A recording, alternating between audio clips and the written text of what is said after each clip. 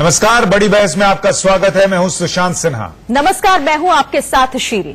जिनके चेहरे आतंक के खौफ से दहशत में रहते थे, आज उन्होंने दहशतगर्दों को अपने अधिकार से करारा जवाब दिया। 13 साल के एक लंबे इंतजार के बाद आतंक के साए में जम्मू कश्मीर में आज स्थानीय निकाय चुनाव के पहले चरण के लिए हुए हैं। और आज पहले चरण के मतदान के लिए जो वोट डाले गए हैं उसका प्रतिशत आप देखिएगा तो आपको पता चलेगा कि हम क्यों कह रहे हैं कि भारतीय लोकतंत्र जो है उसने आतंकिस्तान को हराया है। आतंकी धमकियों के बावजूद इन तस्वीरों को देखकर आपको समझ आ रहा होगा कि इन लोगों में जबरदस्त उत्साह देखने को मिला वोटिंग को लेकर। कुल 422 वार्ड्स में 820 पोलिंग स्टेशंस पर पहले चरण के निकाय चुनाव पूरे कराए गए।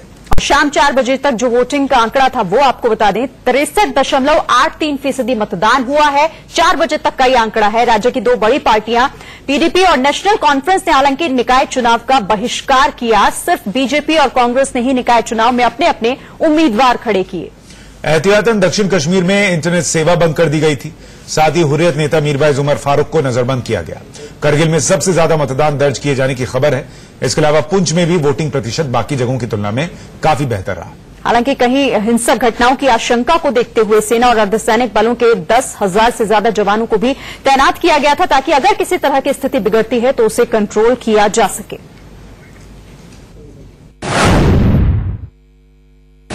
सवाल तो उन लोगों से भी होना चाहिए कि पिछले 10-15 वर्षों से क्यों आम जनता को वंचित रखा गया इस प्रजातांत्रिक प्रक्रिया से, और जिस प्रकार जिस उत्साह के साथ लोग आगे बढ़कर के आए हैं।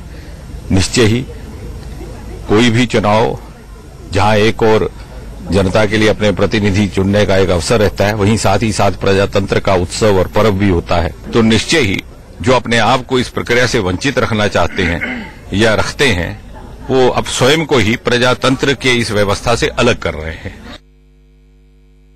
हम यही चाहते हैं कि जो भी बंदा उधर आगे आए और अच्छा काम करे, अच्छे लोगों की सोच चले। बहुत सारा जोश है। 13 साल के बाद मौका मिला है। हमारी जो समस्याएं हैं किसी ने सुनी नहीं है। कोई ऐसा बंदा आगे आए जो सुने। जमहूरियत आजादी का एक की खूबसूरत फिजा है। सबसे पहले जो बात सुने उस टाइप की सरकार हो। हम रात को 12 बजे भी किसी के पास जाएं, वो व्यक्ति हमारे पास हमारी समस्या सुनने के लिए अवेलेबल हो।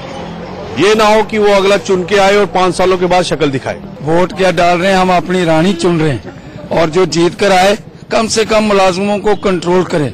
मुलाजम इनडिसिप्लिन हो गया। यही है कि बिजली, पानी, सड़क, यही मूलभूत सुविधाएं होती हैं हम लोगों की। तो चाहते हैं कि पार्किंग का सबसे बड़ा हल होना चाहिए इधर।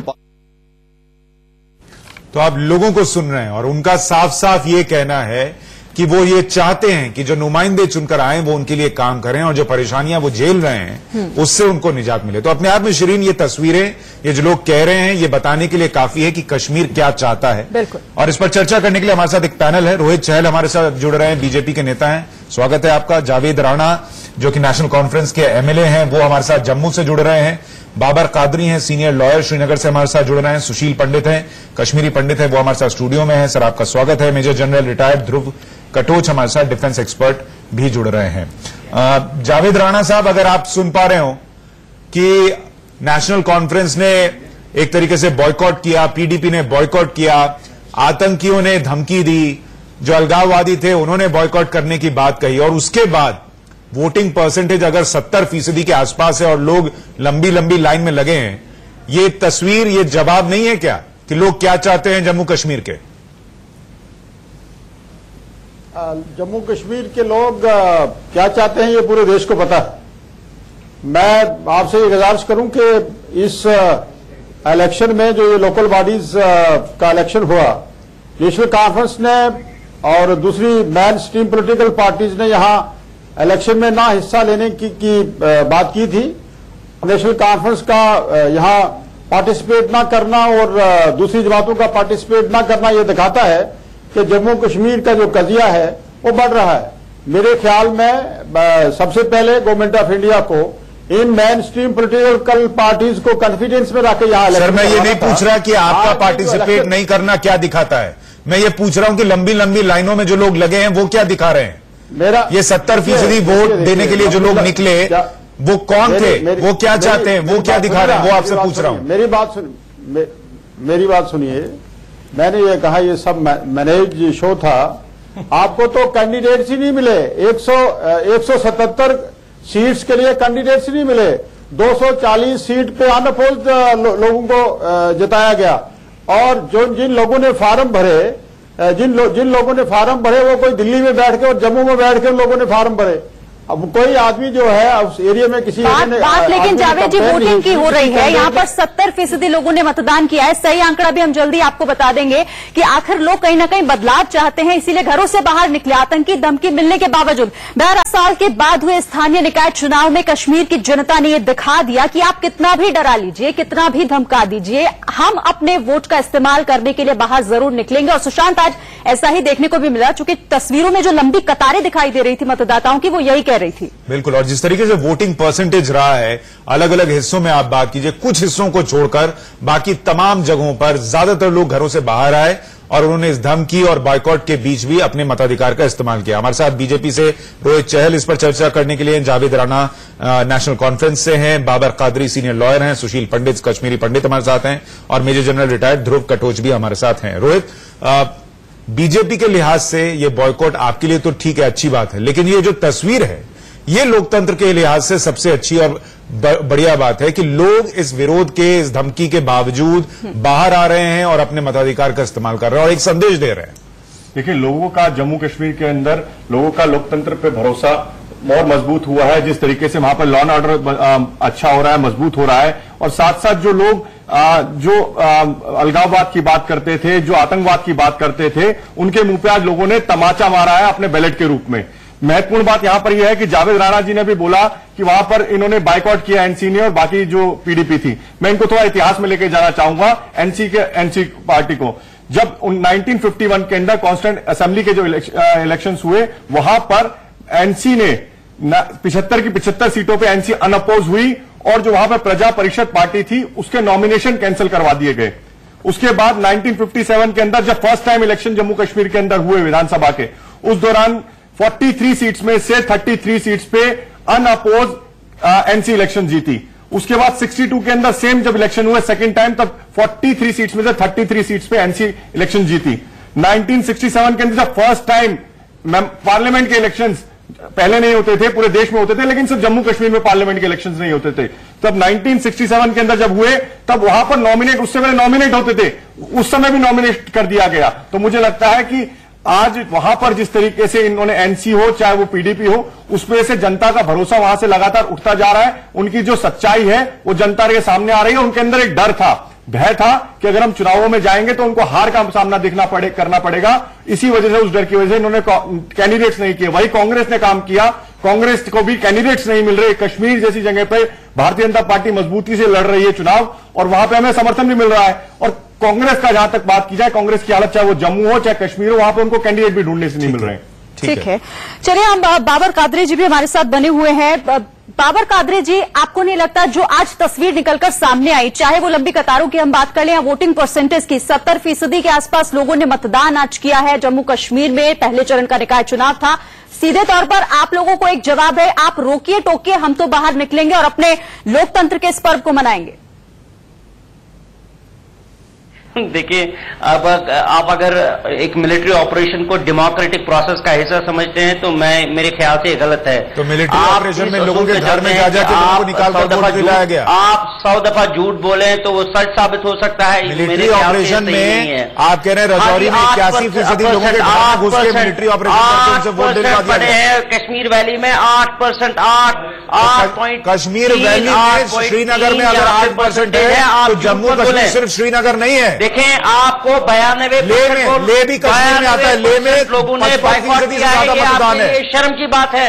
वो गालिब ने क्या कहा था, खूब कहा था कि काबा किस मुंह से जाओगे गालिब, शर्म तुमको मगर नहीं आती। आप लोगों को तो शर्म भी नहीं आएगी, क्योंकि आप लोग आपको शर्म आती है कि नहीं? मुझे ये बताइए, ये जो नंबर है इसको सुनने के बाद भी आप ये कह रहे हैं 92 लोग जहाँ पे बाइकआउट पे हो, वहां पे आपको खुद देखना पड़ेगा कि ये रेफरेंडम है जम्मू एंड कश्मीर में हिंदुस्तान के कब्जे के खिलाफ। आपको देखना पड़ेगा कि एनसी पीडीपी जो है यहाँ पे इलेक्शन ही नहीं लड़ रही है। हाँ, तो नहीं लड़ रही। आपकी मेन उनके नहीं लड़ने के बाद भी लोग लाइन में खड़े होकर वोट देने जा रहे हैं, उनको कोई पूछ नहीं रहा। ये उनके मुंह पे तमाचा है कि तुम हो नहीं हो हमको फर्क नहीं पड़ता, जो है उसको वोट देंगे। उन्होंने तो सीधा ये तय कर लिया कि आप चाहे पार्टी आप उतारिए, कैंडिडेट मत उतारिए, हम तो जाएंगे तो वोट। देखें, इलेक्टोरल प्रोसेस के दो मुख्य प्लेयर एनसी और पीडीपी दोनों बाइकॉट पे है। ये आप तय करेंगे क्या मुख्य प्लेयर कौन है जो वोट देने जा रहा है वो तय करेगा? आप तय करेंगे? आप तो अपने आप को भी या अलगाववादियों को भी बताते हैं मुख्य प्लेयर, आपकी क्यों नहीं सुनी उन्होंने? अलगाववादियों की क्यों नहीं सुनी? 93% लोग घर में बैठे, कितने 93% लोग घर में बैठे। आप श्रीनगर में मैं आपको आंकड़ा पढ़ के बता देता हूँ, शाम 4 बजे तक का आंकड़ा है। लेह में 55% वोटिंग, करगिल में 78% वोटिंग, रजौरी में 81% वोटिंग, पुंछ में 73% वोटिंग। ये कौन लोग थे? बोलते हैं बाबर कादरी, ये कौन लोग थे? मैं कहता हूँ वो मोबाइल वोटर्स थे, मोबाइल वोटर थे। सीधे सीधे जनता पर इल्जाम लगा रहे हैं। मोबाइल वोटर आपने क्या लाइनों में जाकर देखा, पूछा कि क्या सोचकर आज घर से बाहर निकले हैं वोट करने के लिए? सुशील पंडित जी मुझे ये बताइए, सिर्फ बंद करने का ऐलान करना काफी होता है और क्या इनको बंदूक दिखा के बाहर लाया गया? कैंडिडेट यहाँ पे नहीं मिले, आप क्या कह रहे हैं कि इलेक्टोरल प्रोसेस? अरे तो आप खड़े हो जाते कैंडिडेट बन के। सुशांत जी, कश्मीर के मतदाताओं ने औकात दिखा दी है पीडीपी और नेशनल कॉन्फ्रेंस को, उनकी जमीन पे ला करके खड़ा कर दिया है। उन्हें आज पता चलना चाहिए कि बंदूक की नोक के ऊपर इन्होंने वहां के लोकतंत्र को अगवा करने की कोशिश की। इन्होंने लोगों के घरों में घुस कर उनको चुनाव लड़ने से रोकने की कोशिश की। इन्होंने धमकियां दी, इन्होंने कत्लो गारत किया, खून बहाया इन लोगों ने उन लोगों का जो लोग वहां चुनाव लड़ना चाहते थे। उसके बावजूद वहां पर कैंडिडेट्स ने पर्चे भरे हैं, वहां के लोगों ने लाइनों में खड़े होकर। मुझे ये बताइए, इतनी बेशर्मी आप लोग लाते कहाँ? ये भी पाकिस्तान से मंगाते हैं क्या? अगर आपका सेंटिमेंट इतना पॉपुलर है, अगर वहाँ के लोग सच में भारत में यकीन नहीं रखते हैं, तो फिर ये कैसे हुआ संभव? देखिए, आपको हिस्सा करने की आवश्यकता क्यों पड़ती है? आपको बंदूक उठाने की आवश्यकता क्यों पड़ती है लोगों को? और आतंकियों को धमकी देने की जरूरत क्यों पड़ती है? यहाँ पे कितने तहसील है जम्मू कश्मीर के? मैं अपनी सियासत छोड़ता हूँ सर, बौखलाहट सामने आपको बहुत जल्दी पूरा कश्मीर छोड़ना पड़ेगा और पाकिस्तान भागना पड़ेगा। इस लिहाज से आपकी लोगों को बंदूक की नोक के ऊपर पाकिस्तान जाएंगे ना, हिंदुस्तान के साथ रहेंगे। कमर तोड़ दी गई है, ऑपरेशन ऑल आउट के जरिए आतंकवादियों को चुन के खाना मार रही है। उनकी बौखलाहट सामने आ रही है। चाहे वो एनसी हो, चाहे कांग्रेस हो, चाहे पीडीपी हो। जनरल कटोच, मुझे एक बात बताइए, क्या ये संभव है जैसा वो आरोप लगा रहे हैं कि सेना जो है वो घर में घुस के लोगों को पकड़ के निकाले और कहे वोट दे दो, और एक जगह पर 6% वोटिंग हो और एक जगह 81% हो? देखिए, सेना का तो काम वोटिंग के साथ कोई ताल्लुक नहीं है। ये भारतीय सेना ने ना तो पहले इस प्रकार के काम किए हैं न तो अभी। लेकिन ये जो वोटिंग हुई है, ये कुछ चीजें साफ दिखाई देती है।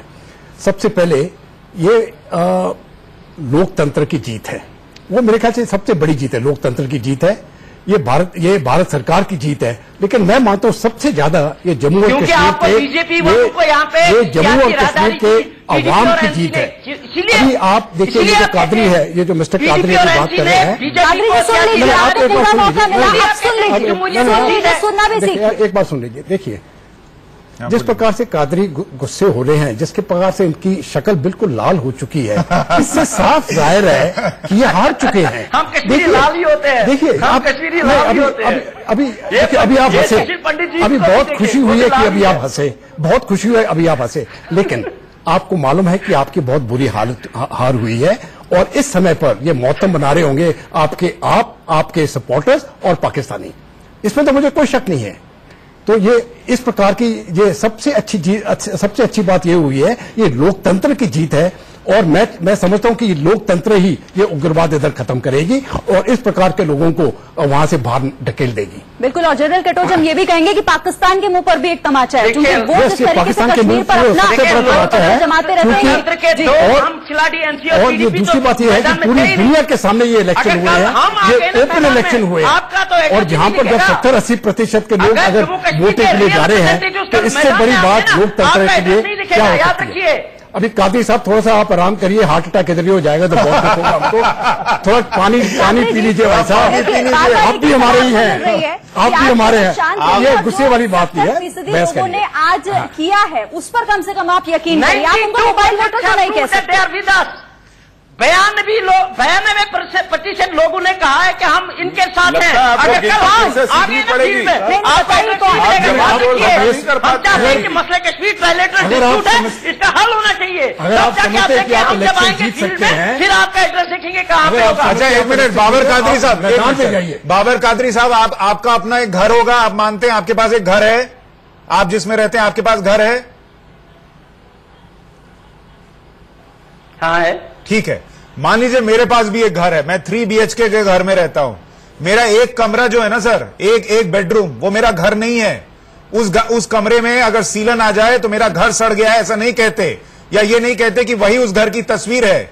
बाकी पूरा घर जो 2 बेडरूम, हॉल, किचन सब मिलाइएगा तब घर बनता है। तो श्रीनगर जो है वही सिर्फ जम्मू कश्मीर की तस्वीर नहीं है, जो अनंतनाग है वो भी तस्वीर है, जो बडगाम है वो भी तस्वीर है, जो लेह है, जो करगिल है, वहां के लोग वो क्या चाहते हैं वो भी उनकी आवाज है। देखें हम एंटायर जम्मू कश्मीर को डिस्प्यूटेड टेरिटरी समझते हैं। हम सर आपके समझने आपके साथ क्या होता है? आप चाहते हैं कि और आप चाहते हैं डिस्प्यूटेड एरिया। जनता ने आपको जवाब दिया, बाहर निकल के बैलेट के रूप में आप बुलेट की बात करते हैं। जनता आज कश्मीर की बैलेट की बात कर रही है, वो विकास के साथ जुड़ना चाहती है। वहाँ पे जो काम हो रहा है, डेवलपमेंट हो रही है, उसके साथ जनता वहां भी जुड़ना चाहती है। दिक्कत यहाँ पर यह है इन लोगों को कि जो पावर है वो नीचे तक ना जाए। जिस तरीके से म्युनिसिपल इलेक्शन हो चाहे पंचायत हो, जो पावर है वो सेंटर तक रहे, ऊपर तक, मतलब इनके जो नेता है वहीं तक रहे। असेंबली नहीं चली, मजबूत था, क्या चलेगी? ये भी है सर, क्या चलेगी? आप समझ लें मेरी बात। आपकी असेंबली, आपके पार्लियामेंट, मुस्तफा में लोकतंत्र के लिए गुंजाइश नहीं है। फ्यूटाइल है तो वहाँ पर जिस तरह का निजाम आप चाहते हैं, वहाँ जिस तरह की शरिया आप नाफिज करना चाहते हैं, जो आप जिहाद लड़ रहे हैं, उसमें डेमोक्रेसी के लिए कोई कदर नहीं है।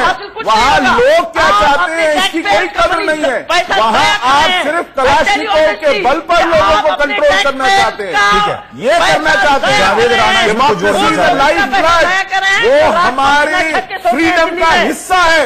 आप उस फ्रीडम को खत्म करना चाहते हैं। साहब, दिक्कत यह है आप लोग बड़े फेलियर हैं। पाकिस्तान से इतना पैसा दिया गया आप लोगों को जो करने के लिए, उसमें भी फेल हो गए।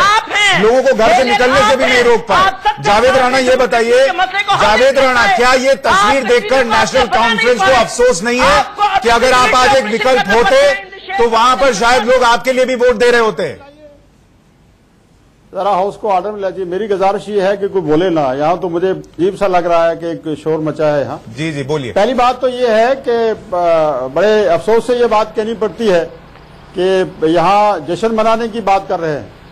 टोटल जम्मू कश्मीर की टोटल पॉपुलेशन की 5% लोगों ने अभी पार्टिसिपेट नहीं किया। अगर टोटल पॉपुलेशन की बात करेंगे हम पूरे जम्मू कश्मीर, 3 फेज बचे हुए हैं जिसमें जहां वोटिंग हुई है। अगर आपको इतना परहेज है चुनावों से, जरा इस्तीफा दीजिए ना अपनी MLA की सीट से। फारूक अब्दुल्ला को कहिए MP सीट छोड़े, सरकारी बंगले छोड़े, वो जब आप तनख्वाहें लेते हैं, पेंशन लेते हैं, छोड़िए। फिर फिर क्यों इलेक्शन के अंदर आते हैं आप? फिर क्यों आप सरकारी माल को मुफ्त समझ करके उड़ा रहे हैं? अगर आपको चुनावों से कुछ लेना देना नहीं है, नुमाइंदगी से कुछ लेना देना नहीं है, आपको आने का इरादा किया, आप अपने सांसद की जगह से किसी को, या फिर ये मानिए कि इतना कॉन्फिडेंस नहीं था, या मानिए कि इतना कॉन्फिडेंस नहीं था। पंचायत में आएंगे, असेंबली में नहीं आएंगे, संसद में आएंगे, ये चुनाव लड़ेंगे, वो चुनाव नहीं लड़ेंगे। कंसिस्टेंट रहिए। लेकिन स्टैंड तो क्लियर करना होगा आपको। जावेद राणा जी, आप देखिए, आप मेरी बात सुनिए, आप अखलाकी जुर्रत कीजिए, आप सुनिए मैं क्या कहूंगा। देखिए, ये एक मैनेज इलेक्शन था, ये कोई इलेक्शन, इसको इलेक्शन नहीं कहा जाएगा। क्यों नहीं कहा जाएगा? कैसी बात कर रहे हैं आप? आपको कैंडिडेट क्यों नहीं कहा जाएगा? यहाँ पर ये थी, आप चाहते ही नहीं कि विकास, कैंडिडेट नहीं थे। आपको मैं आपको जानकारी दे दूं, विधायकी छोड़ दीजिए आप। जो बात आप विधायकी मैं यहाँ पर बैठ के इलेक्शन कमीशन से कहूंगा, जिन इन पार्टियों ने जो बाइकआउट किया है, इनकी मान्यता रद्द होनी चाहिए। जैसे पहले भी पार्टियों की मान्यता रद्द हुई है। ये जो इलेक्शन का बाइकआउट कर रहे हैं आज यहाँ पर, तो इनको बंगले चाहिए, ठीक है, लेकिन जो बाकी पंचायत के नीचे लोग हैं, जवाब दे लेंगे। ठीक है जावेद जी बोलिए। मैं ये मैं आपके चैनल में बंद करने लगा हूं। अगर आप बात नहीं सुनेंगे, ये बोलिए सर, बोलिए। आप नेशनल चैनल से बोल रहे हैं, आप बात सुनिए किसी की। आप वहां दिल्ली में बैठ के पंडित जी बात करते हैं, आइए ना आप इधर, आप आके बात कीजिए। आपके जो सर अब जवाब दीजिए ना सर। आप नहीं सुनाया हम लोगों को, आप कह रहे हैं आइए। आप देखिए बात सुनिए मेरी, इखलाकी जुर्रत कीजिए, सुनिए मैं क्या कह रहा हूं। हम आपकी हिफाजत के लिए 24 घंटे खड़े हैं। हमारी तंजीम ने, हमारी पार्टी ने कुर्बानियां दी हैं, यहाँ के एमएलए ने कुर्बानियां दी हैं, यहाँ नेशनल कॉन्फ्रेंस के मिनिस्टर्स ने कुर्बानियां दी। मेरी बात सुनिए, मैं क्या कहने जा रहा हूं। आप एकदम बात करते हैं, यहाँ पाकिस्तान की बात करते हैं, ये पाकिस्तान को तमाचा है, ये इसको तमाचा है, ये उसको तमाचा है। जो बात अब रट के आते हैं पीछे से वही बात करते हैं। देखिए बात यह है कि नेशनल कॉन्फ्रेंस ने और कुछ दूसरी मेन स्ट्रीम पॉलिटिकल पार्टीज ने यहाँ अर्बन डेवलपमेंट इलेक्शन में, लोकल बॉडी इलेक्शन में पार्टिसिपेट न करने का फैसला लिया था। हमने उसमें पार्टिसिपेट नहीं किया और मेन स्ट्रीम दो पॉलिटिकल पार्टीज और कुछ दूसरी पार्टीज ने, सर मैं आपको बता देता हूं आपकी जानकारी के लिए कि हाल ही में लद्दाख के अंदर भी इलेक्शंस और कारगिल के अंदर हिल काउंसिल्स के इलेक्शंस हुए। वहां पे भारतीय जनता पार्टी ने पहली बार कारगिल के अंदर भी विजय हासिल की, जीत हासिल की सीट पे, और वहां चाहे वो लद्दाख हो, हम पूरे कश्मीर के अंदर, चाहे वो जम्मू हो, चाहे कश्मीर हो, चाहे लद्दाख हो, भारतीय जनता पार्टी वहां पे मजबूत हो रही है। आपको डर यही आज आपको कारगिल के अंदर भी लोग नकार रहे हैं, एनसी को, चाहे वो लद्दाख का उन्होंने पहले ही नकार दिया है। कश्मीर में इलेक्शन से भागकर आपने दिखाया है आप प्रॉक्सी कैंडिडेट खड़े कर रहे हैं। आप एक तरफ तो कैंडिडेट इलेक्शन से बायकॉट किया, दूसरी तरफ आप नॉमिनेशन भरवा रहे हैं प्रॉक्सी कैंडिडेट्स के। जावेद राणा जी एक बात बताइए ना, जावेद राणा जी आप लोग कहते हैं आप ये लोकल बॉडी के इलेक्शन नहीं लड़ेंगे, लेकिन आपने आपके नाम के आगे विधायक लिखा है, आप उससे इस्तीफा क्यों नहीं देते, ये पूछ रहे हैं। मेरी बात सुनिए, मेरी बात सुनिए ना, मेरी बात सुनिए, पहले हाउस को ऑर्डर में लाइए, मेरी बात सुनिए, और अगर बात कर रहे हैं तो मेरी बात भी सुनिए। अगर शोर मचाने से तो बात बनेगी कोई नहीं। देखिए रियासत के स्टेटस के लिए, रियासत की शनाख्त के लिए, इस मुल्क की बका के लिए हम एमएलए शिप से भी रिजाइन देने के लिए तैयार हैं। बात सीधी है। आपने लद्दाख और करगिल की बात की है, आपने इस लोकल बॉडीज के इलेक्शन को, पंचायत के इलेक्शन को 35A के साथ जोड़ दिया और 35A को आप बहाना बना के कर रहे हैं। सर आपका बहाना है। आप बताइए, आपको कारगिल के लद्दाख के लोगों ने तक आपको जवाब दे दिया है, आप वहां पे आपको मुंह की खानी पड़ रही है, वहां पे आप क्यों हार रहे हैं? क्या वो पार्ट नहीं है जम्मू कश्मीर का? बताइए। अपनी मर्जी से जोड़ दिया। और सर एक बात बताइए, अगर 35A से जोड़ने के बाद 70-80% वोटिंग हो रही है तो लोगों का मन क्या है वो मान लें हम। कहां पे लड़ रहे हैं कि जो मालिक लीडर आपने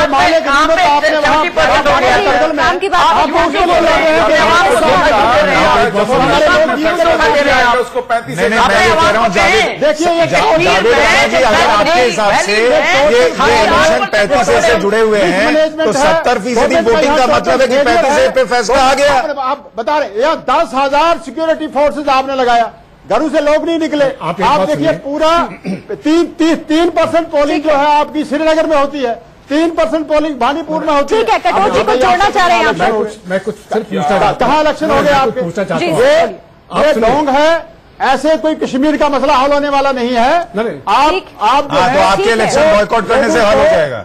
लोगों को गुमराह कर रहे हैं, लोगों को गुमराह कर रहे हैं। आप अपनी विधायकी आपसे छूट नहीं रही, दूसरों से कह रहे हैं तो अभी आपको 7% पोलिंग समझ नहीं आ रही। जब फारूक अब्दुल्ला 7% के ऊपर लोकसभा जाते हैं तब आपको परेशानी नहीं थी? नहीं, उससे तब आपको रिजाइन करना चाहिए था। कहा सिर्फ 7% पोलिंग हुई है श्रीनगर में? देखिए आपको 7% हो या 8% हो, हिंदुस्तान में रिकॉर्ड हो जाता है ना।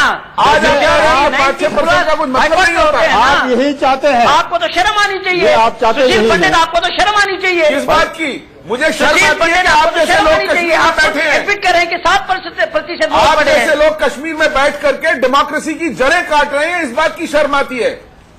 आप लोग आजादी करते हैं और आजादी का जो मूल जड़ है, बीज है, इलेक्शन है, हिंदुस्तान में कश्मीर की बात छोड़ रहे हैं। ये कैसी आजादी है? कश्मीर में बातचीत हो, डायलॉग हो, यही है मौका जब आप लोगों के पास जाते हैं, लोगों की समस्याएं सुनते हैं, उनको बताते हैं क्या करना है, इसी को डायलॉग बोलते हैं। 4 लोगों का एक कमरे में बैठ के डायलॉग डेमोक्रेसी नहीं है। इलेक्शन जो है वो डेमोक्रेसी का सबसे बड़ा डायलॉग है। की बात ना करें क्योंकि 92% हमारे साथ है। नहीं आती है क्या? आपके आखिरी आंकड़े आप कहां से रहे? मैं जानना चाहती हूँ।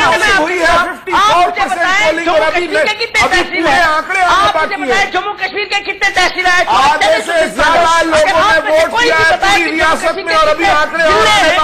तहसील है। कश्मीर की बात करते हैं तो कश्मीर की जनता का थोड़ा ध्यान भी तो रखिए ना। हिंदुस्तान का नहीं, कम से कम कश्मीर की जनता का ध्यान की बात करते हैं, इंसानियत की बात करते हैं, जमहूरियत की बात करते हैं, कत्ल किया है,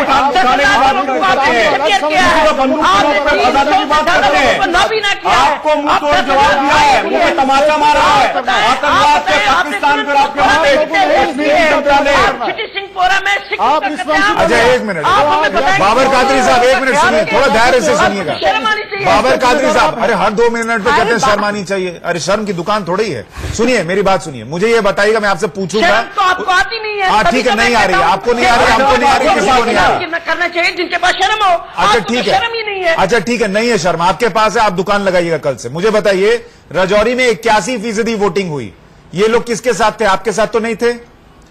पुंछ में 73% वोटिंग हुई, ये लोग किसके साथ थे? आप वोट डलवाएंगे। जम्मू में 63% वोटिंग हुई, किसके साथ थे? तो श्रीनगर में जबरदस्ती वोटिंग क्यों नहीं करा पाए?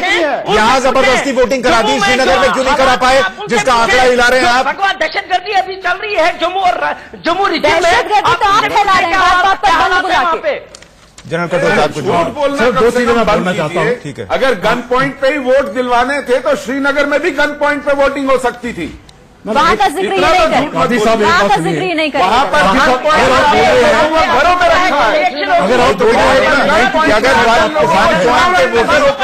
पॉइंट पे 81% लोगों की वोटिंग हो सकती थी तो श्रीनगर में भी कराते। ये प्रॉब्लम आपके लिए वहां पे मैदान लोग बेचारे वो बात अगर आप समझते हैं 92% आपके साथ है, आप चुनाव लड़िए और वो हमको साबित करके दिखाइए। सही बात है, इसमें कौन सी प्रॉब्लम है? जहां तक रहा पीडीपी और नेशनल कॉन्फ्रेंस की बात, आपने कहा कि आप चुनाव नहीं लड़ेंगे क्योंकि 35A का मामला है। अरे भाई साहब सुनिए, 35A का मामला सुप्रीम कोर्ट में है, इसका इलेक्शन के साथ कोई ताल्लुक नहीं है। आपने क्यों इसको विषय बनाया? आपने क्यों कहा? आपने जब ये सुप्रीम कोर्ट में आपने ये कहा कि हम इसलिए इसको डेफर कर रहे हैं कि सुप्रीम कोर्ट ने 19 जनवरी को आपने ये ले गए कि स्टेट में अर्बन लोकल बॉडीज के और पंचायत के इलेक्शन करवाने जा रहे हैं।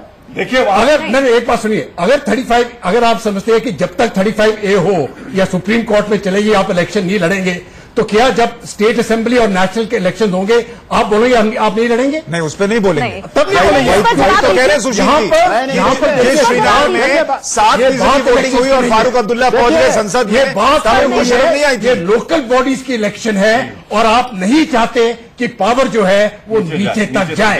बात सिर्फ इतनी है, ये आप पावर अपने हाथ पे रखना चाहिए, रखने चाहते हैं, बंदूक के दम पे रखना चाहते हैं, और जो हमारी आवाम है आप उसको नहीं देना चाहते हैं। इसीलिए जनता ने वोट किया, वो पावर अपने हाथ में चाहते हैं और वो पावर आपके हाथ से वो लेके ही नहीं।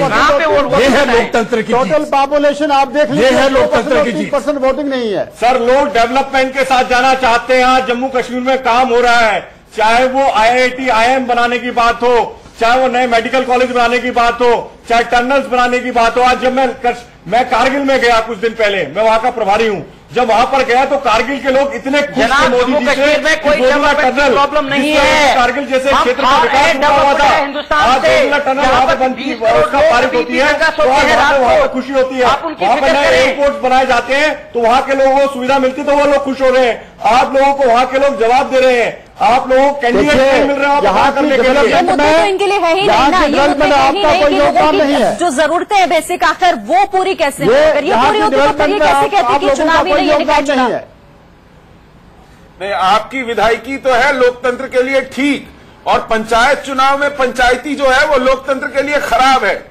ये किस तरह की दलील है? ये कैसा तर्क है? आपका एक मापदंड हो तो समझ में आए ना।